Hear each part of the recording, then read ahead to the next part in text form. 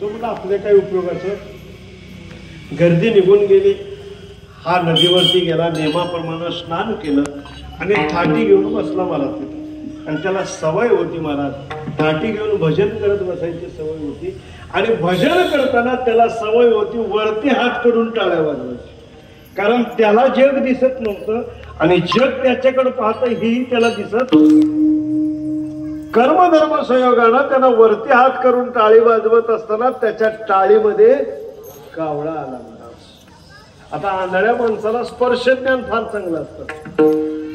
स्पर्श झाल्याबरोबर ओळखला हा कावळा आहे. त्याच्या लक्षात आलं राजाचा हुकूम आहे, एक कावळा देईल त्याला 1000 रुपये मिळतात. स्वस्ताईचे दिवस होते महाराज. त्यानं जर विचार केला, म्हणा मला जर 2000 मिळाले तर 500 मध्ये महिन्याचं राशन येते म्हणला, आणि 1500 फिक्स मध्ये टाकले की रोजचं व्याजावर जीवन चालतंय म्हणला. फाटी घेऊन बसायचं काम पण कधी शक्य आहे म्हणला. 2000 मिळालं तर मग 2000 करता काय करायला पाहिजे? अजून एक कावळा पकडायला पाहिजे म्हणला. आता दुसरा कावळा कसा पकडायचा? पण जसा पहिला पकडला, आता पहिला कसा पकडला होता यानं? टाळी वाजवून पकडला होता. मग टाळी वाजवण्याकरता हात मोकळे पाहिजेत. म्हणून त्यानं विचार केला सापडलेला कावळा कुठे ठेवावा, म्हणून विचार करून बगलत मारला आणि दुसरा कावळा पकडायला हात वर केले.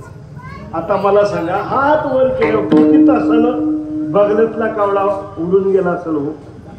पक्षारम वैसहा धृता. शास्त्रकार सांगतात पक्षामध्ये कावळा हा अतिशय चंचल आहे. हात वर केल्याबरोबर बगलतला कावळा, दुसरा कावळा किती टाळ्या वाजवल्या मिळाला?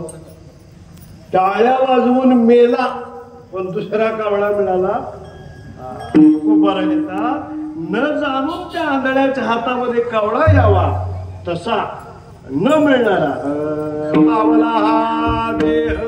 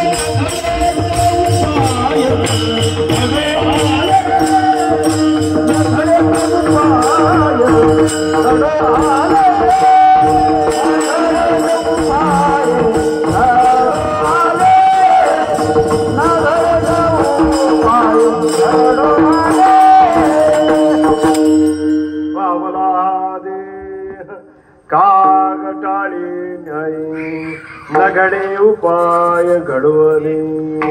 न घडणारी घटना पण घडली, तसं न मिळणारा गेलेला देह अहो पुन्हा मिळायचं सोडा.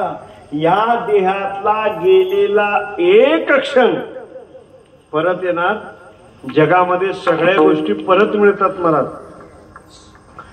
एखाद्याची जमीन गेली महाराज, रस्ता रुंदीकरणामध्ये दुसरी जमीन मिळते. एखाद्याचा जीवलग मित्र गेला, दुसरा मित्र.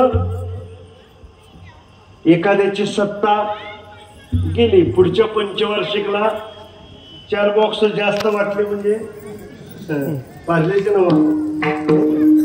परत एखाद्याची पत्नी जाऊ नये पण गेली, दुसरी पुनर्वित्तम पुनर्भार्या पुनर्मित्रम पुनर्मही एतत् सर्वं पुनर्लभ्यः न शरीर पुनः पुनः. हे सगळं परत मिळतं मला, पण गेलेला शरीर परत मिळत. अहो शरीर राहू द्या, या देहातला गेलेला एक क्षण परत येत. 4 मुलं होती महाराज, गडगंज श्रीमंत, अमाप पैसा, अटॅकाला ऍडमिट केलं महाराज. 6 डॉक्टर 3 तास उपचार करत होते आणि 3 तासानं डॉक्टर जे बाहेर आले ते स्वारी म्हणतच आले, माफ करा आम्ही तुमच्या वडिलाला नाही वाचवू शकलो. थोरला समंजस होता, समजून घेतलं, तुमच्या हातात जेवढं होतं तेवढं तुम्ही केलं, ठीक आहे म्हणले. पण धाकटा मुलगा उठून आला, साहेब म्हणजे काय तुम्हाला माहित नाही म्हणजे करोडोची स्टेट आहे म्हणजे. बरं म्हणजे मग 50% तुम्हाला देतो म्हणजे. 50% काय अडचण आहे? काय नाही म्हणला, मृत्यूपत्र तयार आहे, फक्त सही राहिल्या, 1 मिनिटाकरता उठवा, 50% जमल. नात राहिली तर आणि 50% कुठे देऊन बसला. मेरू तुल्य दिदल्या सुवर्ण न मिळे नरदेह एक क्षण. मेरू पर्वता एवढं सोनं जरी दिलं तरी नरदेहातला गेलेला क्षण परत येत नाही. म्हणून सकळ देहा माझे पाहून आती दुर्लभ मनुष्य देहू. सगळ्या देहात दुर्लभ असणारे पहिला नंबर आहे कशाचा? नरदेहाचा. तो दुर्लभ असणारा मिळाला कशा करता चिंतन करतोय लक्षात घ्या. संत भेटीला धन्यता का दिलेली आहे? संत भेट दुर्लभ आहे का याच्याकरता दुर्लभतेचा विचार करतोय. दुर्लभतेमध्ये सामान्य दुर्लभ आहे, दुसरा विशेष दुर्लभ आहे, आणि विशेष दुर्लभ मधला पहिला नंबर आहे नरदेह. नरदेह मिळणं एवढा दुर्लभ आहे, आणि मिळालं तरी दुसरा नंबर आहे मुमुक्षत्व. मुमुक्षत्व म्हणजे काय हो? मोक्षाची इच्छा निर्माण होणं, परमार्थ करणं दुर्लभ आहे महाराज. मनुष्य म्हणून जो जो जन्माला आला तो सगळा परमार्थ करत नाही महाराज. सगळीच भक्ती करतात का हो? किती करतात? प्रमाण व्यस्त आहे महाराज. गावाची लोकसंख्या किती आहे आणि मंदिरात किती आहे महाराज? टक्केवारी काढा बरं. भगवान गीतेमध्ये सांगतात मनुष्य म्हणून सगळे जरी जन्माला आले तर सगळेच भक्ती करत किती करतात? भगवंतानी टक्केवारी काढली ती शेकड्यात नाही बरं का. भगवंतानी टक्केवारी हजारात काढली, हजारात. मनुष्यानं सहस्त्र, भगवान म्हणतात हजारात. पण ज्ञानोबा म्हणतात हे गणित जरा जुनं झालं. म्हणजे गीता सांगून 5000 वर्ष झाली, त्यावेळेला लोक लई भक्ती करत होते. म्हणजे ज्ञानोबारांनी कलियुगातली टक्केवारी सांगितली ते हजारात नाही महाराज.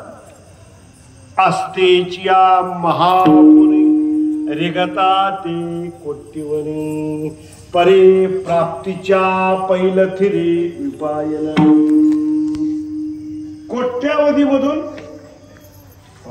म्हणून तर महाराजांचे शब्द आहेत विरळा पावे विरळा पावे अवघड गोवे शेवटी. परमार्थ शेवटाला नेणं फार अवघड आहे महाराज. कसं आहे? सप्त्यातली एकादश सगळीच करतात बरं का. सप्त्यात एकादश झाली की कारण मधल्या सुट्टीत फराळ असतो, वाचन झालं की फराळ असतो, दुपारी गाता भजन झालं की राजगिरा लाडू चिवडा, संध्याकाळी बगर आमटी सगळेच करतात. पण समजा अचानक पाहुणे आले, बघाबघी झाली, पसंत पडलं, नातं निघालं, जवळच आहे म्हणजे याद्या लिहिल्या. अचानक आल्यामुळं तिथीवार बघितलेलं, आता याद्या लिहिल्या म्हणजे जेवण यजमानानं स्वयंपाक तयार केला, लक्षात आला आज एकादशी आहे. मग त्यानं गडबडीनं आपला स्वयंपाक केला आणि थोडी कच्च्या साबुदाण्याची खिचडी केली आणि जेवण झाल्यावर सांगितलं स्वयंपाक तयार आहे. अचानक आल्यामुळं तिथी बघितलेली नाही. ज्यांचा उपवास नसेल त्यांना श्रीखंडाचा बेत आहे, ज्यांची एकादश आहे त्यांना कच्च्या साबुदाण्याची खिचडी आहे. माणसं म्हणतात महाराजांनी मला 5 करायला सांगितल्या होत्या, बहुतेक ही 6वी आहे. का अनुकूल अवस्थेमध्ये परमार्थ सगळेच करतात महाराज, पण प्रतिकूल अवस्था आली, प्रतिकूल अवस्थेमध्ये परमार्थ करणं याला मुमुक्षत्व म्हणतात. जरी हे आकाश वरपण ब्रह्मगोळ वंगा वडवान्नळ त्रिभुवन खाय. काय संतांची अवस्था आहे महाराज. आकाश जरी वरून कोसळलं तरी न करे अनिकाचा पांदिल. नामधारक तुझा चिंकिन पडता जडभारी नेमा नटडे निर्दानी. या वृत्तीवर जो जीवन जगतो त्याला मुमुक्षत्व म्हणतात. कै मी उद्धार पावीन कै कृपा करेल ऐसे तुम्ही सांगा संतजन करा समाधान चित्त. ऐशी चिंता करी सप्त्यापुरतं, सप्त्यापुरतं ज्याला चिंता आहे असं नाही महाराज.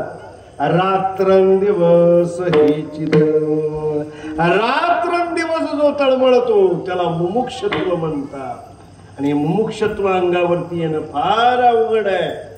ज्ञानोबा म्हणतात बाबा नरदेह मिळाला, मुमुक्षत्वही तुझ्या अंगामध्ये आलं म्हणजे नरदेहामध्ये आलास, परमार्थही करू लागलास, तीव्रताही वाढली, याचा अर्थ तू भाग्यवान झालास असं ज्ञानोबा म्हणतात.